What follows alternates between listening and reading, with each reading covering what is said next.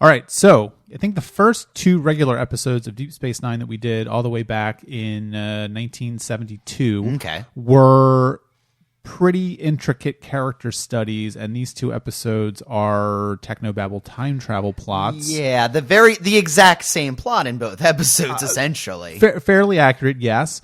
I think that this is fairly representative of Voyager as a television show. So, how are you feeling about this? I enjoyed myself in these 2 episodes because so far, I think they don't quite care what the plot is. I think there was enough character stuff going around that even though the explanation of what happens doesn't really matter. For example, in Parallax, it doesn't exactly matter what's causing it or how to fix it. What matters is that we have B'ellana and Janeway working together in order to understand the problem and solve it. That we have Paris and Janeway who are dealing with this weird situation, and that Kes has some kind of connect. That's what's more important than the actual anomaly that they're dealing with or whatever. Which I would agree with, and I think that again, one of the things that I try to do with this show is obviously talk about your reactions to it, because you are not new to Star Trek at this point. Yeah. You've been doing this for almost 5 years, but this is a new television show to you. I haven't seen an episode of Voyager, yeah. Right. And, you've seen 3 at this point. Yeah, exactly. But also, there is a general sort of fan or critical consensus around each of the television shows and what they're good at and what they're not good at. And, I've seen a lot of, in our run-up to Voyager, kind of the last episodes that we did about Deep Space Nine, there was a lot of stuff on Twitter and Facebook comments and things like that about, oh, God, you guys are getting to Voyager, and it's you're finishing up the good Star Trek, et cetera, et cetera. And I want to go on the record as saying that I don't like those kind of comments, because I think that whether or not Star Trek Voyager is on the whole a better show or a worse show than Star Trek Deep Space Nine, Star Trek the original series, and Star Trek The Next Generation, and hey, let's throw animated series in there, why not? I don't think is relevant, because at this point, if you're a Star Trek fan, you should be getting something out of these shows anyway. And I think that Parallax, to me, it's certainly not a revelatory episode of television, but it's solid, and I like it a lot better than Time and Again. I also feel as though it belies the criticism that Brannon Braga is not interested in doing character work. Yeah.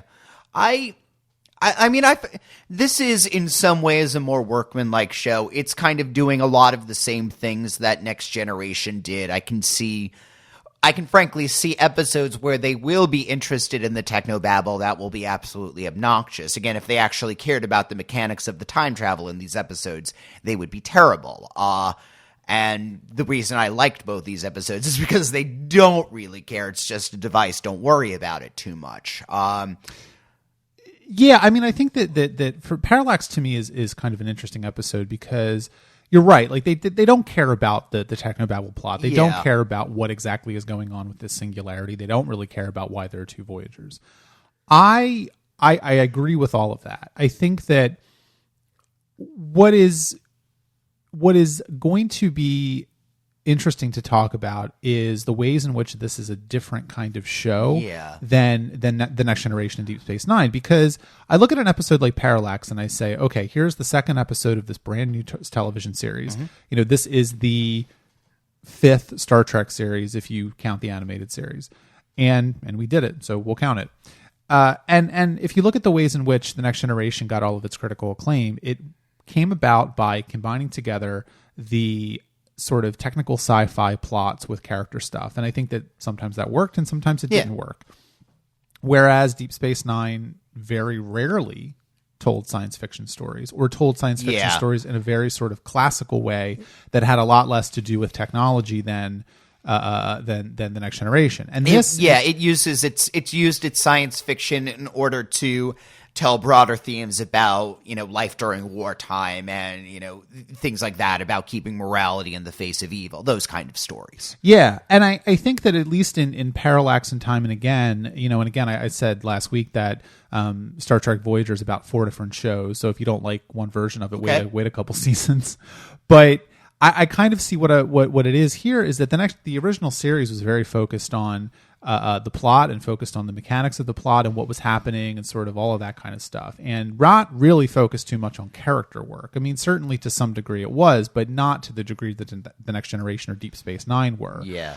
And what I see with Voyager is kind of, interestingly enough, kind of a half step between the Next Generation and the original series. This is a show with a lot of TNG character work that is trying to tell a more action adventure oriented story in both of these episodes. I think it works better in Parallax than Time and Again, but I think that's the approach they're going for. Yeah. A few things that are jumping out at me is that these episodes this series is essentially beginning where the Next Generation ended, right? The point of All Good Things is Picard dealing with this mystery that Q has set up with, essentially he's able to understand effects preceding cause, right? That's the big mystery that Q is delighted that, proves that the human race is worth it at the end of. That is the thing that Picard spent 7 years training and being ready for. That's the second episode. That's a problem that they solve. That's already there. They're already there.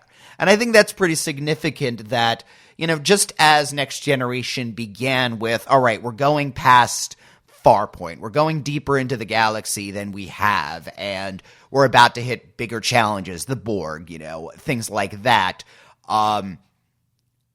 Again, that's where Voyager is going even further than that. Not only are we going past where people usually go, we're going where nobody from the Federation literally has gone before. And something like, effect preceding cause in a weird time loop of causality, that's basic stuff for these people. That's how much further they're going in this.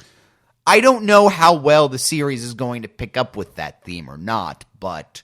Well, we'll find out. Yeah. I mean, I think you're right to some degree. I mean, certainly you can't look at Star Trek Voyager in a vacuum. You can't look at outside of context. And, one of the things that I always think about is the fact that Voyager and Deep Space Nine, ran concurrently for 4.5 years, something like that.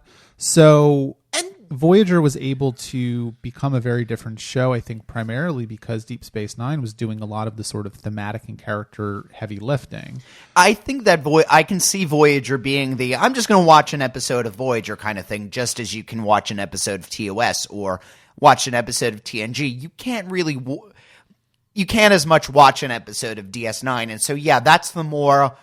Certainly DS9 is going to take the more cerebral route, the more character-based, the more long story arcs. And this is just going to be more of I think Voyager is going to be more of the snack show. Yeah. But I think it could be very well done snacks. It's got certainly a good enough pedigree. And yeah, it's like those garlic pretzel crisps. Those are really good. That's what Voyager is. Brownie brittle? Those are good, too. Yeah. I think that's right. And Parallax to me, I mean, we'll kind of transition this kind of broad-reaching conversation into talking about the episodes, but I like Parallax quite a bit. I think that it really does showcase sort of the best of Brannon Braga in a sense. Yeah. Because, again, he is a writer that does have criticism out there of him, which is that he was not character focused. He was not interested in character work. He was not interested in defining characters and writing for them and having the sort of dramatic tension that is kind of integral to drama, really. And one of the other things that Brannon Braga and Ronald D. Moore and all the staff writers on The Next Generation, they always did really chafe against that Roddenberry box, where none of the characters on The Next Generation could argue with each other, could disagree. Yeah. There could be no friction. And here we have Star Trek Voyager. Here we have the second episode of the show Parallax, where we have the opening of the episode is, hey, somebody got punched in the face. And then you have, Tuvok who's saying, we need to put her in the brig for the next 75. And Chakotay has it. I find him interesting in this episode because I think he's trying to make everybody happy somehow. He's all of the characters are going to have different challenges, I'm seeing, and his challenge will be having to make that hard decision that is going to make people upset, or, I can't please everybody, but what's the right decision? He's hoping that he could just smooth this over and that, the captain doesn't even need to know about this, which what we are learning about Janeway, I don't think she's the kind of captain who lets things just happen without her notice. That's very true. And we're already seeing that Janeway is a much more hands-on captain than Picard is, at least. And the other thing of that, before you go into your point, is that, we have to keep in mind that Voyager is just a much smaller ship than the Enterprise ever was. Yeah. The Enterprise was the flagship. It was over 1,000 crew members, it had families on board. Voyager is a much smaller ship. I think it might have like a little over 100 crew members, no families. They mentioned about 140 before the warp when several members are killed. So there's probably about 120 people at most on the ship right now. Right. And, it is something that they don't define, and they never really do. I think probably to their credit that you don't really want to get into a situation where you have an exact number of crew members. They don't want to do that. But it is the case where we don't really know how many people are on the ship. Yeah. We also, I think, interestingly enough, don't know how many Maquis are on the ship. Yeah. It doesn't seem to me that there could be too many of them because the ship that got destroyed didn't seem that large. But, let's say there's 20 Maquis on the ship. It's not inconceivable that, on the one hand, it's kind of striking and unrealistic to have a scene where we have two Maquis crew members going up to their old captain, now first officer on a Starfleet ship, and saying, hey, we're ready if you want to take the ship. Yeah. Because are they really going to be able to? But if they have the element of surprise, maybe they could. I don't know. Yeah. And again, going to Chakotay's personality, he's not going to do that because I don't think he likes conflict. Or at least he doesn't like... Yeah, I was not surprised when he basically told them, no, what are you doing? When he's very clear that, mutinying is not what he wants to do. He has agreed to be the first officer to Janeway. He's on a Starfleet vessel. They are going to go by Starfleet, and that's the decision. That's, again, his choice to make everybody the happiest. Well, that's kind of really what it comes down to, I think, is that at the end of Caretaker, they do... I'm not arguing that Voyager is a perfect show. I'm certainly not arguing that Voyager is not hedging its bets a little bit. Yeah. And I think setting up this Maquis versus Starfleet thing in the pilot, and then having them all decide to be Starfleet at the end and put into Starfleet uniforms is a little bit of a cop-out. And I'm not arguing that it's not. But, Michael Piller did not want that to happen. Yeah. That was something that Rick Berman and Paramount said, no, we have to have them all in Starfleet uniforms at the end of the pilot. Was that a good choice or not? I don't know. But I think a lot of the business with Torres in this episode, for example, is suggesting that the difference between wearing a Starfleet uniform and actually being Starfleet, and also between being extraordinarily capable and being Starfleet. Because in this episode, nobody questions B'ellana's credentials as far as being an engineer, right? No, she very quickly demonstrates her knowledge of the systems. That's unquestioned. When she's talking to Janeway and Janeway's saying, I'm not sure if you're chief engineer material, what she's talking about is discipline and the ability to lead, which are things that Torres, as somebody who has a very strong temper and doesn't really like discipline, and washed out of the academy, not because she couldn't handle the work, but because she didn't like to be regimented in that way. That's what may be holding her back. And in this episode, she is learning that in a way, the Maquis people have to grow into the uniform, whether or not it's the track that they wanted to be in or not. Yeah, because I think that one of the key things here, and to go back to Chakotay for a minute, is that Chakotay was the captain of the Maquis vessel. Yeah. He was the one who made the decision. And so if you go by the idea that both the Maquis and Starfleet have chains of command in which they just they go with it unless they're blatantly illegal or immoral orders. And so Chakotay making those, that kind of, I think, reframes his comment at the end of Caretaker where, Janeway decides to blow up the array and there's like, who is she to make this decision for us? And he says, well, she's the captain. Yeah. And, seeing it in light of Parallax, that takes on new relevance or sort of a new meaning for me because, he's not just saying that because he believes that, but he's also saying that because he has to believe that, because he is the one who went to the Maquis crew members and said, hey, I'm in charge here, and here's what we're going to do. And he needed them to listen to him. And if they don't listen to him, things are going to get very bad. And so it's that idea about, leadership qualities being a little bit of an exercise in faith as well. Yeah. Even at the end of the episode, he's talking to Janeway and he says, well, how would you be if we were on my ship? If my ship didn't survive, we happened to, be on that, and so we're doing by Starfleet rules. If the Maquis ship was the one that survived and you were on here, how would you, would you be my first officer? Would you? And she doesn't really answer, right? She doesn't answer it. I mean, she flat out says... She says, I don't need to. I'm the captain. Right. She's like, that's one of those things that I'm not going to answer because I'm the captain. But at the same time, it is her ship. She is the captain. If you're even going by... If Chakotay seems to believe that she's earned her title and that her title does give her certain authorities, again, just by virtue of them being on her ship, that's how it goes. What she says is the way that they have to live.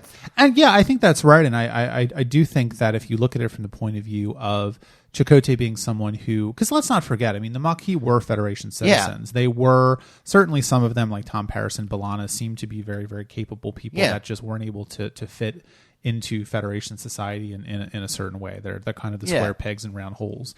And so they went out into the colonies, and then all this terrible stuff happened with the Cardassians. But they do still have those Federation upbringing. They do still have that Federation culture ingrained in them. And there is also possibly the implication that if they had just enlisted like O'Brien did, for example, things might have been different. B'ellana has explicitly said she didn't do well in the academy. College isn't for everybody. Starfleet Academy is an extraordinarily intense thing. She might not... I mean, obviously, at the end of the episode, she is becoming chief engineer, and she will grow into that role as we go on, I assume. But I think that's really what I think you're right, but I think that's what it really comes down to for me is the fundamental reality of the situation that everyone finds themselves in is that they are stranded 70,000 light years away from the Federation. It's going to take them 75 years to get back. Best case scenario, maybe some of them will be alive when they get there, but most of them won't be.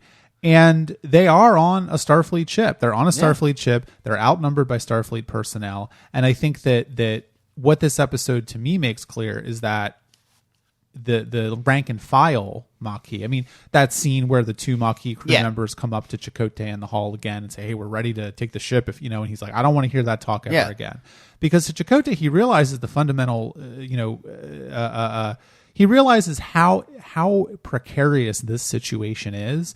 And the Maquis crew members really don't. Yeah. And it's not to say that they're not intelligent. It's not to say that they're not paying attention to what's going on around them, but they just fundamentally are not in a position of authority. And so they don't have all of the information. And I think that's why Chakotay gets so frustrated with Janeway in that scene in her ready room as well, where he is saying, look, I am trying to make this work. You are not making this easy for me.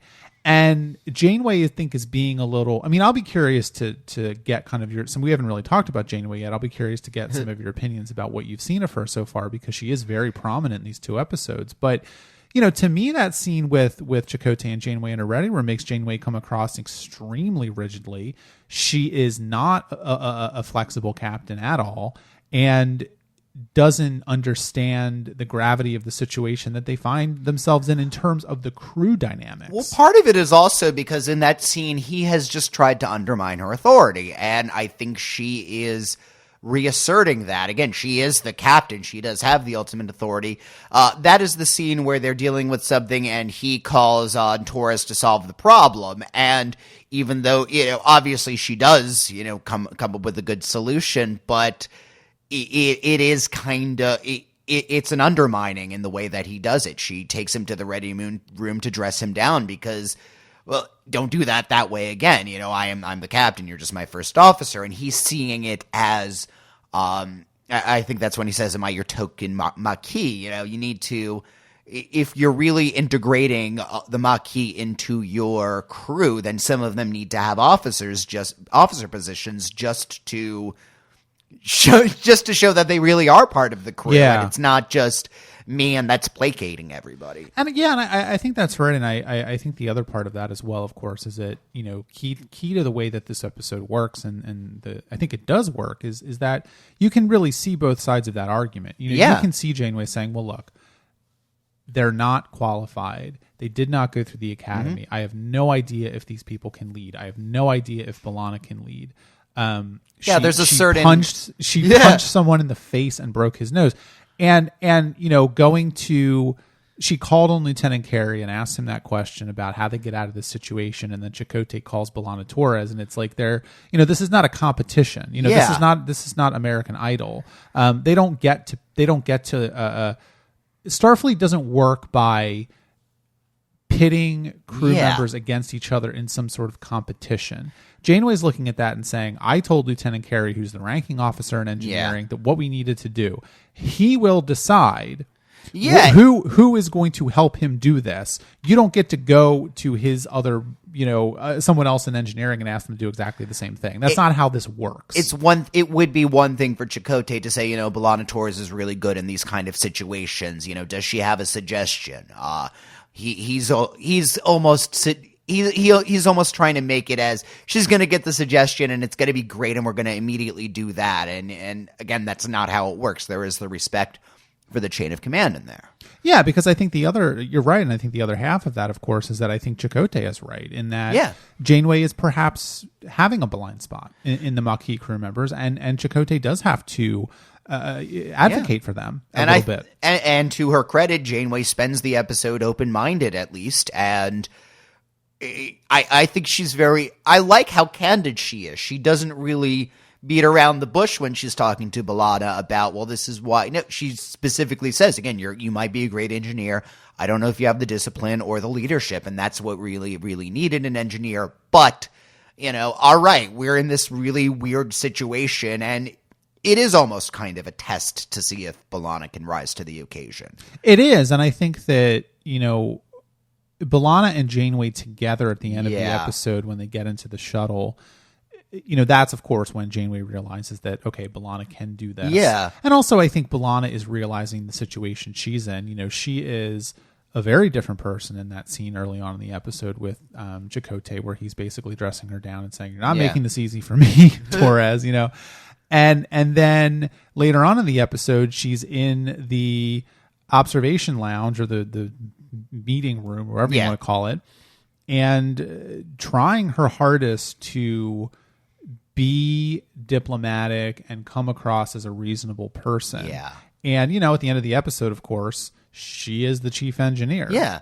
And see, I guess this is maybe a good time to start talking about my larger views on Janeway, is that in many ways, Janeway is the older, more experienced, more mature version of some of these characters. I mean, it's very obvious in the scene when she and B'ellana are talking about this and finishing each other's sentences and totally geeking out. And when they're in this shuttle, B'ellana is a younger Janeway in a lot of ways, maybe a little more hot-headed than Janeway was. And Janeway is kind of showing her, no, you can still be as passionate and as, smart about this, but here's a way, you need to have this certain discipline.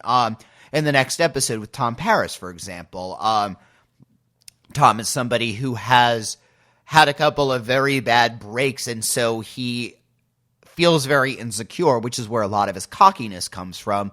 Janeway is a more confident version of that, and she's kind of putting him more towards confidence in his own abilities rather than, cockiness over his lack of ability. Yeah, yeah. Well, I think that we might be edging into a conversation about time and again, but I think that the one thing I want to say about Janeway specifically, at least in these two episodes, is so far the show, I think, is really portraying her as first and foremost a scientist. Yeah. I mean, she is, they discover the singularity. She's like, I'm taking the data, I'm going to my ready room, and I'm going to study it, and I'll come back later. Yeah, yeah.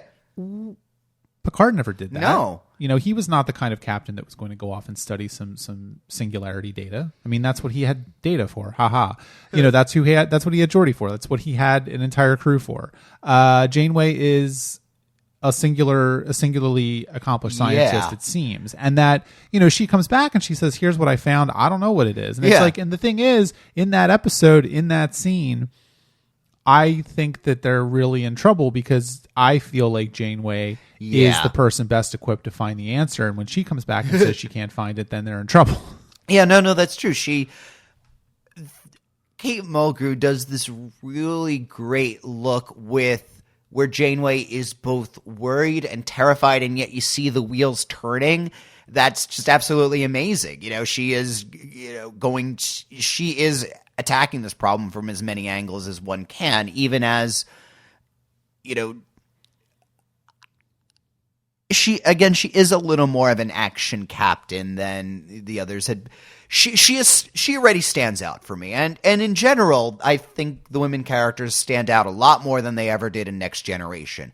I already have a better idea of who Kes is than Deanna Troi, for example. Yeah. I already have a better idea of who Torres is than Dr. Crusher at this point in the series, and I think that's important. No, I think it is important. I mean, this came off of DS9, where they did have some very good female characters who were well-rounded and all of that. Yeah, and I will just say about that, stay tuned. Okay. But maybe the last thing to talk about before we move on to Time and Again, which I think will also include a mention or a conversation about Janeway, because that is obviously another very Janeway-heavy episode. I want to talk a little bit about Kes and the Doctor, because so far, the Doc... I'll just ask you this. How are you feeling about the Doctor? I like the Doctor. I can see where I hope they're going to take him. Yeah. I guess that's he's used largely as the comic relief, and there is a weird sadness to him because he is so out of the loop, which I think it's interesting that he keeps asking for the computer, for the simulation to be turned off when they leave the room, and yet he's upset that nobody's giving him, information or anything. I mean, how did Bashir know what was going on? How did Crusher know what was going on? Well, they were around all the time. They existed 24 hours a day, and so understood the gossip, were plugged into that. Bashir's like, hey, Ops, what's going on? Why is the station shaking? Yeah, exactly. The Doctor is turned off, and so doesn't even know that, for example, there were crew members lost, or even what's going on. He didn't even know that the crew members came on. Yeah. Right? I mean, because Kes comes into sickbay and asks him for the soil samples, and he seems very put out. He's like, And he's both feeling that work is beneath him, and lonely. That's the only thing anyone seems to need him for right now. Yeah, he's a little bit of a I think he's a little bit of a character that is sort of self-inflicting his own psychological trauma on himself for some things, because you're right, he is always being asked to being turned off at the end because he doesn't want to be hanging around. Yeah. Which, okay, fine. But then he does complain about being forgotten. He complains about not getting information. He complains about not knowing crew members coming in and off the ship. Yeah. And he also, I think, there are ways in which the characters are interacting with him that I think are coloring the ways in which we're supposed to see him. And Kes is the one who says to him, "Oh, you're very sensitive, aren't you?" Yeah. She's obviously the one who's picking up on some things that are going on with him. And I'd say she is the one who most interacts with him like a person. Janeway does as well, but she is still... Again, this is the woman in the first episode who said, gee, I don't really know my crew that well. And so this might be the relationship she had with the real Doctor. Yeah. And I think there is an element of well, maybe not, I don't know. But I think that there is an element to which people forget about him because he is allowing himself to be forgotten. Yeah. And not to say that it's his fault, but no, it does go either way, because it's true. He can't go into her ready room and have a candid conversation with her. She hasn't gotten a reason to go into sick bay, and she's busy enough that she can't just have a chat. They can't go into whatever their equivalent of 10 forward is. Right. They don't have one. Yeah. That we've seen. Well, they got to eat somewhere, but he's not going to. Well, they do have a mess hall. Or yeah. I mean, but he's not going to sit with her in the mess hall, and she will eventually have lunch with all of the members of her senior staff to get to know him, but he can't. And so, now, they mentioned at one point he's confined to sick bay. I assume as the series goes on, they will figure out ways of getting over that limitation, especially given where TNG took the holodeck episodes. With characters like Moriarty, I assume that he will be further developed. But I mean, even already he has a very strong personality. I like his sarcasm. I like the... Yeah, and I mean, Robert Picardo's a very good actor as well, which doesn't hurt. He is taking most of the comedic, especially, I mean, even the sight gag of him shrinking in the episode is, but it works. Yeah, I think that's what I'm really finding is that, Voyager has a reputation of being sort of light on substance. Yeah. And we've been talking about this episode for like half an hour. Yeah. So, but again, we haven't really talked at all about the plot of the episode, which, as we said, isn't quite interesting, but as a place to hang on, again, I think there was some solid character work going on here. Yeah, absolutely. Well, let's wrap this up and let's move on to Time and Again, which... Well, one scene I wanted to talk about, though, was Neelix and Kes going into the senior meeting, where they... Neelix is like, well, we're the only representatives of our species, so... I'm the senior Talaxian. Yeah, exactly. But again, Janeway is doing all she can to just not, burst into laughter with delight and give him a big teddy bear hug. Like, she loves Neelix. For whatever reason, she is utterly amused by him, and he's going to have a very, I think it's significant that they're not wearing Starfleet uniforms. As the Maquis was assimilated, they aren't quite, and yet she does take them both very seriously. Kes mentions about the idea about a garden, and she immediately says, all right, well, that's your job. Right.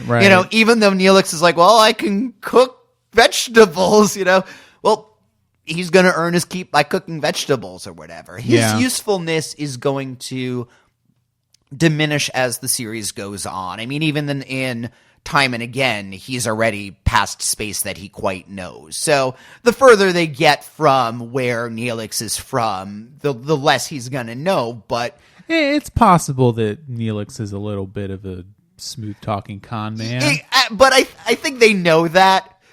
But again, for whatever reason, he amuses Janeway, and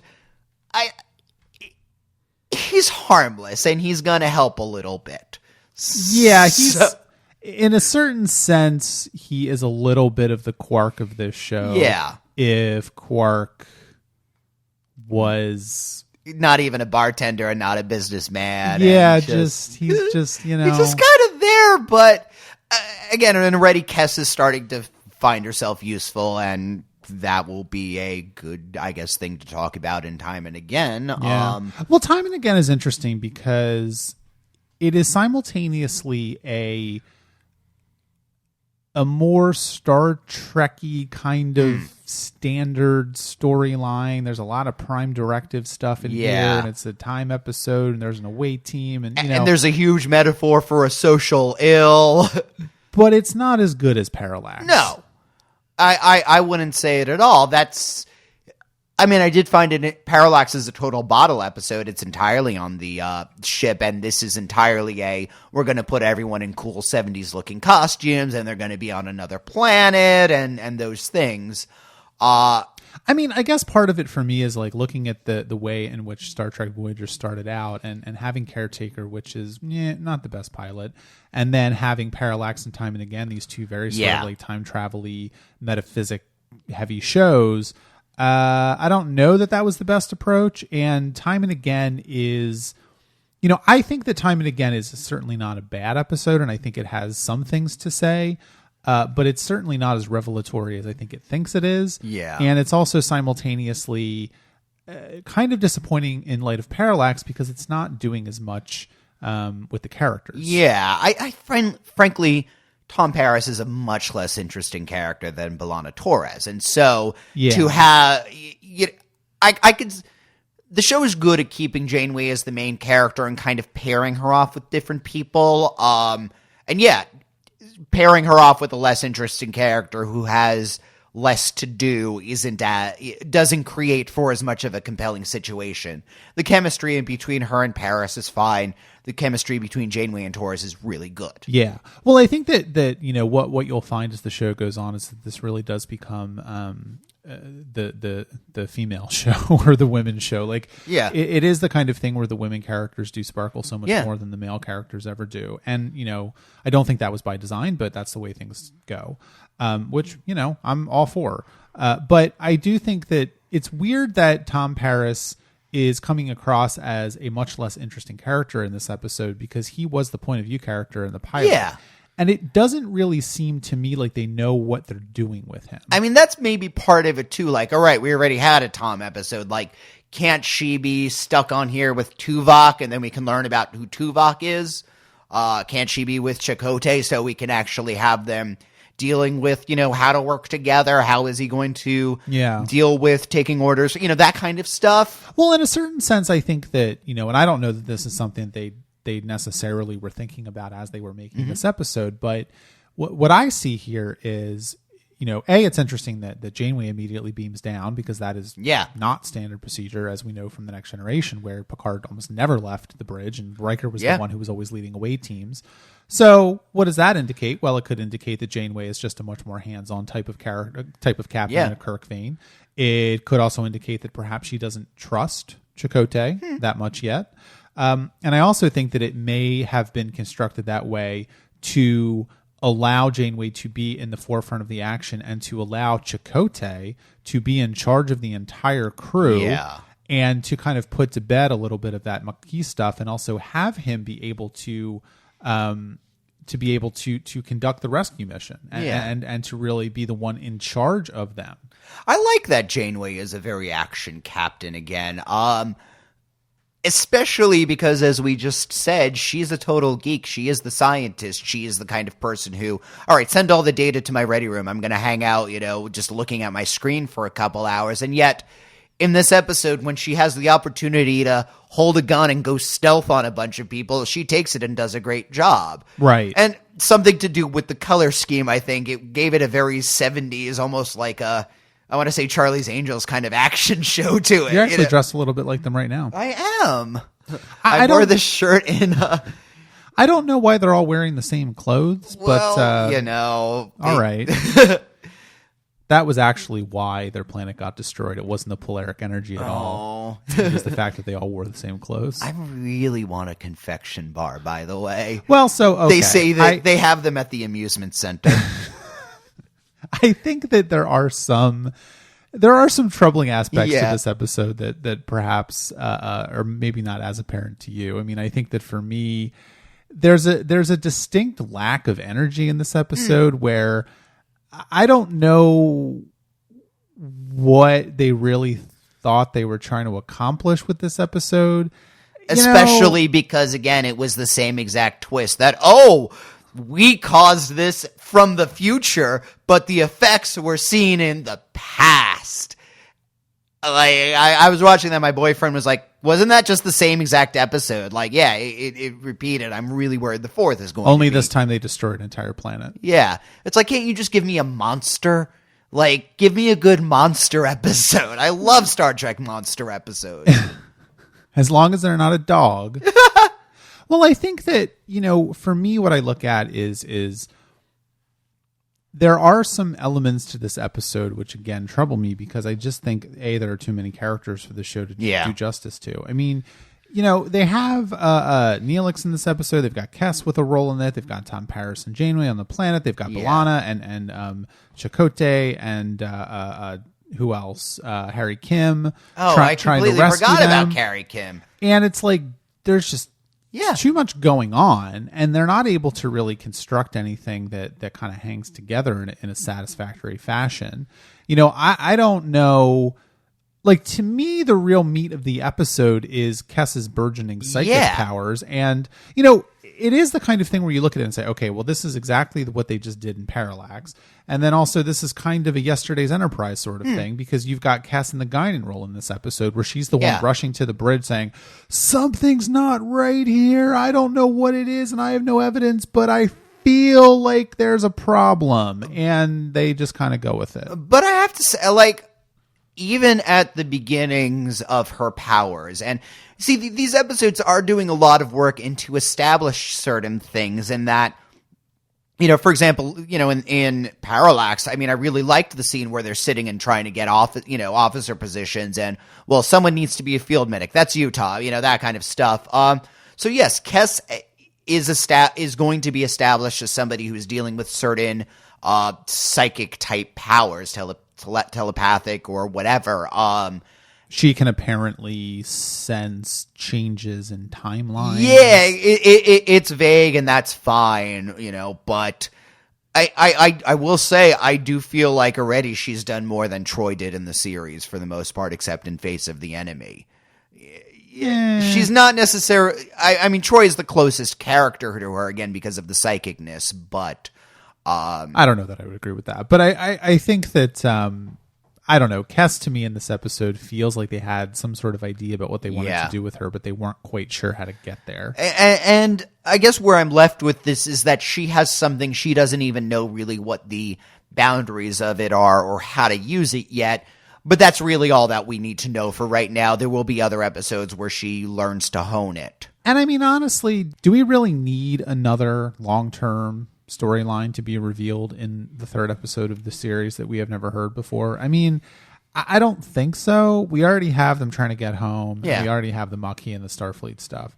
I mean, do we really need this new mystery about Kes having psychic powers? To me, it didn't feel crowded. I don't know. Well, it doesn't feel crowded in the episode, but I think in terms of what the show is going to mean, maybe it's colored by the fact that I know where the show goes. Yeah. But like, it just seems to me like they were already sort of floundering and they weren't really sure what they were doing.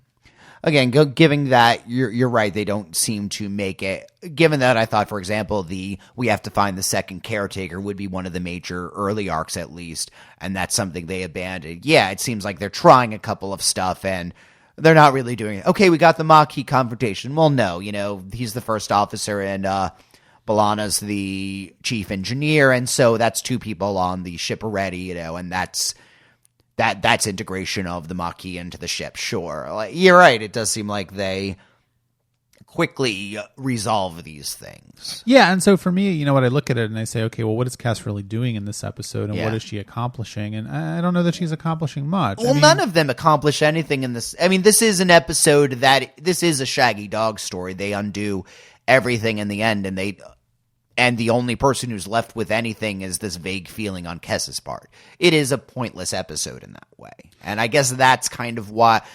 Well, I think you're helping me realize what I don't like about the episode. Yeah. Is that, I'm not necessarily a critic of the reset button. Whatever. I don't care. I mean, you're talking about episodic television.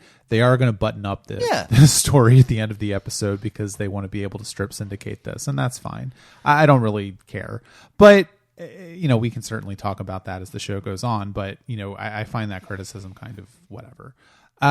But I do think that in terms of if you're going to have an entire episode of the show that literally did not happen, you need to reveal something to the audience about who these people are. And to me, I don't come away at the end of this episode knowing any more about any of these characters than I did at the beginning, other than the fact that Kes is now developing these sort of like ill-defined psychic, telepathic, whatever powers. I don't know where that's going to go. I don't know what's going to happen with that, but it doesn't tell me anything about her. And, I don't know what I'm really supposed to be left with here. Maybe if Parallax, let's pretend Parallax never existed, all right? That through manipulations in the folds of space-time. We're only in the third episode of the show, and we're already wishing episodes away. I don't know if that's a good sign. No, just as a thought experiment. If all we had was if we had the pilot, and then we had time and again, and maybe we have some of the business with we're getting officers, and there's weird Maquis friction or whatever, it might not feel as bad because, all right, at least if we undid a thing we just did, whatever, we did learn something about these characters.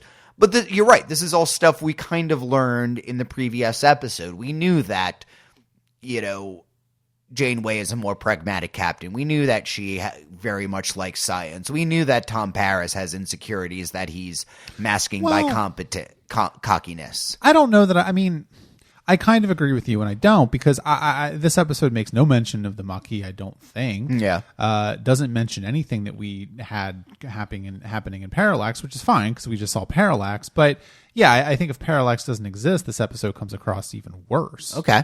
I don't think it comes across as better. So we have our first bad episode. Well, yeah. No, but again, I can't say I didn't find it enjoyable. No matter what, I enjoyed the episode, even if it was just as simple as... I mean, look, I could watch Tom Paris being mean to that kid for hours. I think that's great. I was expecting Voyager to be a very bad and insulting show, and so far, even if this hasn't been, and I can see that it definitely will not hit the heights that DS9 did, or even Next Generation did. I don't know though. I think you saying that is more to do with where the show's reputation is, rather than any intrinsic qualities in the show. And I guess I'm worried about the show's reputation. Let's think about what episodes of the show we were at in like the Next Generation. Yeah. We're talking about like the Naked Now. So even Caretaker is better than Encounter at Farpoint, frankly. Oh yeah, yeah. So it's true. There are better handle on the characters. Everybody. Even if they don't entirely know where the characters, I think the actors have a good handle on them. More so than, and again, we didn't really have anything about Dr. Crusher other than she has a son named Wesley and she's a doctor at this point. And she's redheaded. Oh, well, is she? I watched it in black and white. Well, I think you're right. And I do think that the show has a baseline level of competence that is there because they had been doing this for 8 years at this point. So the show is going to at least be there. I just don't know if this episode has enough to recommend it outside of that because that's fair. Yeah, I think that it's a very sort of, we've seen all of this before. And if we haven't seen this exact permutation of it before, I don't know. I don't know if the plot of this episode, the twist at the end of this episode, is enough to justify having no information given to us about the characters. Other than, apparently, Tom Paris really wants to get his dick wet, which, okay, that's a fine character motivation for him. I don't necessarily want that to be something that I see happening a lot. I don't necessarily want that to be his raison d'etre. I mean, he is maybe trying to be a younger Riker. Riker was a total player, but I liked Riker's playerness, the way that they characterized that, the way that and the fact that it was only one aspect of, that was just how he relaxed. Riker's a handsome guy and he likes the company of, beautiful, intelligent women, and so why not? Tom Paris doesn't have. He isn't. Tom Paris just strikes me the kind of guy that would just fuck you like a jackrabbit, and that's just never good. That's never good. I think I'm not sure if the show yet realizes how young and callow he kind of is yet, and maybe they think he's a bit more of the Riker type, but they are realizing, no, he has a few pegs to be knocked down before he actually becomes a good character. Well, and I think, okay, I'm going against my own criticism of the episode a little bit, because maybe that's part of what the episode was trying to do by having him and Janeway on the planet, and they're going through this very sort of emotionally packed thing where they think they're both going to die and they have to kind of get out of this. And, it is a little bit of a growing situation where Tom Paris is callow, as you said, and is very, very green. Yeah. Is not used to this sort of thing. I mean, Janeway might think that time travel is old hat, but I don't think Tom Paris has ever time traveled before. And so... And he has a certain cynicism about himself that Riker never has. Again, he is... Riker, from all intents and purposes, did well for his entire life. Tom Paris fucked up two of the big first things that he dealt with. Yeah. And that puts him in a very different position in life. But he does, I don't know if I would consider him an asset on the mission, but I think he does an okay job with it. Certainly I think Janeway is, maybe this is a good opportunity for us to talk about Janeway because, Tom Paris is only about as interesting as he is, at least in this episode. Janeway to me is, again, she's the one who beams down to the planet. She's the one who gets caught up and goes back in time. She is very, very insistent that they cannot violate the Prime Directive. Yeah. But then she immediately picks up on the fact that they were the ones that caused it to happen, and it said blah, blah, blah. You can see her mind at work in these two episodes, which I do appreciate quite a bit. She is somebody who likes rules, and again, the Prime Directive is very important to her. I don't think we ever heard it mentioned once in DS9, or if it was, Sisko didn't really quite care about it as much. Frankly, Sisko wasn't dealing with as many pre-warp civilizations, so the Prime Directive doesn't really factor into his day-to-day life when it comes to Cardassia and Bajor. And, it is going to be more of an issue here, but will it? Because they're in that these issues are going to come up in different ways that, again, DS9 wouldn't have. But at the same time, anytime Kirk broke the Prime Directive, it was because he realized that, he was able to either loophole it, this civilization is stagnant and therefore it, doesn't really have a natural order that we can disrupt or something like that, or I'm daddy in America, and so if I say it's okay to break the Prime Directive, that's okay. Picard, every time he broke the Prime Directive, he angsted about it, and he was very worried about it, and he was not sure if that was the right thing to do. And, when he ultimately did, it was... Janeway, I think, sees it as, all right, the Prime Directive is a very important principle, but if it's hindering more than it's helping, yeah, we can break it. Let's do this. I don't know. I think I fundamentally disagree with you. Which part? All of it. Okay. I don't think Kirk ever agonized over breaking the Prime Directive, really. You mean Picard? Well, you said, I thought you said Kirk. Sorry. No. I was going to say, I was like, wait a second. Kirk broke it. He would think and he would decide, all right, for example, Eden is, the Apple is a very good example of that when he decides, no, the Prime Directive needs to be broken. I can make this decision. Picard did take a lot more care when it was time to. Yeah. Okay, good. I got you there. I don't know that I would characterize Janeway's actions in this episode as breaking the Prime Directive, though, because while her logic for telling them who they really are is perhaps not the soundest, I do think that her line of reasoning that got her to the place where she realized that their very presence on the planet was the precipitating cause for its destruction was coming from a real place, a well-founded place. Yeah. It certainly was true. And, whether or not the actual... she thought that their being sent back in time caused those terrorists to move up their timetable. As it turns out, that was not true. It was their rescue attempt that caused it to happen. I do think that there is an element of which, you have to destroy the Prime Directive to save the Prime Directive. And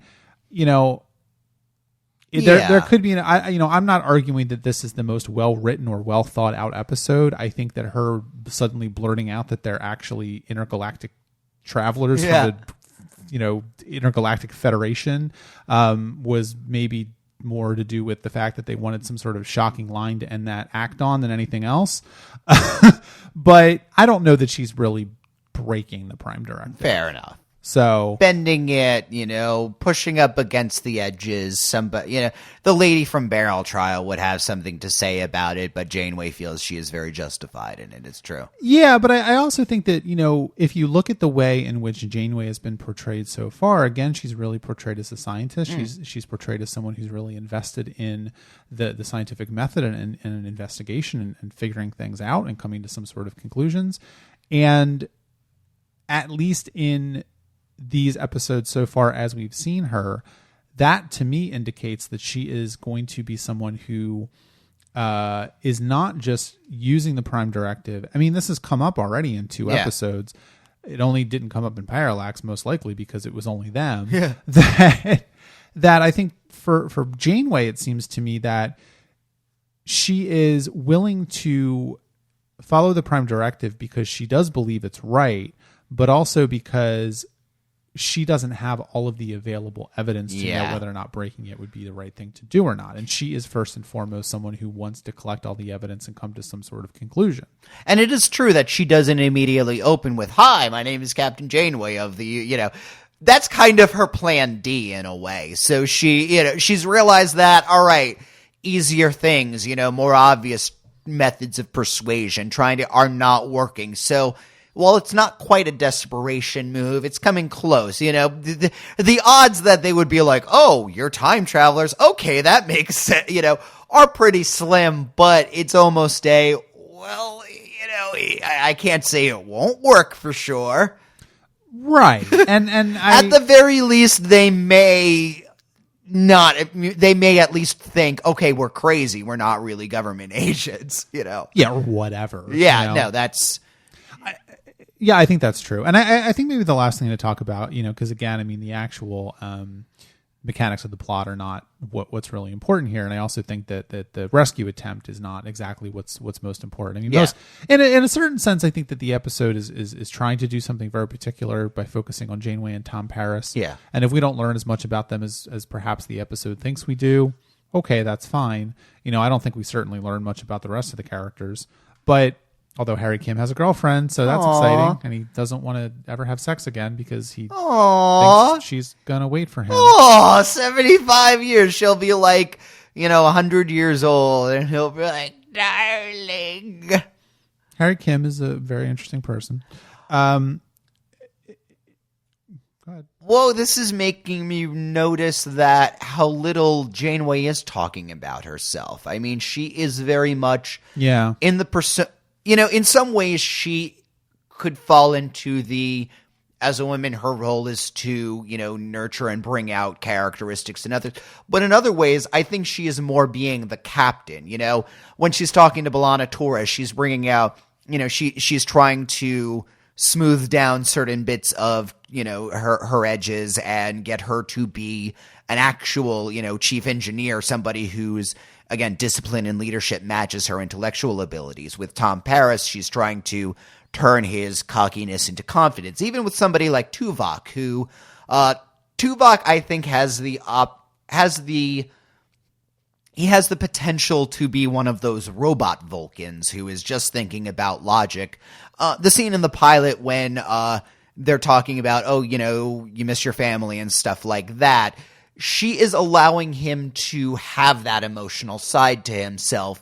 He's not going to be a passionate, he's not going to cry, but he is going to take the emotions as a valid point of data to add to the entire pile. Yeah. And because I think that conversation in particular was a fine moment for her to say, I know you miss your family. I miss my husband or boyfriend or whatever his name is. And she doesn't. She's really not told nobody else seems to know that she has a family or a dog or whatever. Is it her husband or her boyfriend, or who is it supposed to be? I think it's her boyfriend. Okay. It wasn't really important. Well, they don't live together. So okay. Hey, Yeah, I mean, it could just be very modern and not live together. I mean, she is a Starfleet captain. She's not going to be home very often. Well, he did say, "I went to your house to get the dogs," so that indicates to me that they do not live together. Either way, how does she have dogs? I don't know. Anyway, she has loved ones is the point, but she hasn't talked about those. She hasn't. You know what? Yeah. Wait a second. This is bothering me now. Okay. Why does Janeway have dogs? That makes no sense. She's a Starfleet captain. Well, maybe she puts them in stasis when she's not around, and they can be puppies forever. Aww. Okay, I'll go with that. They could be holodogs. Well, the last thing I want to mention before we wrap this episode up is, are you at all creeped out by Neelix? Because I think he's fine. I but, like him. Well, yes, but I think that his interactions with Kes are a little paternalistic, and I don't know. I don't feel great about him and Kes together, and I don't know that the show so far is really selling them as some sort of romance item. You have to. I do have to take into account that Kes is 2 years old right now. I think she's supposed to be younger than that. Yeah, like she. But to be clear, yes, that's her species is basically a golden retriever. So no, she is physically and intellectually an adult at this point. Even if it takes 6 Earth months in order for her people to get to that stage of development, and 9 years is what would be 75 years to a human. Sure.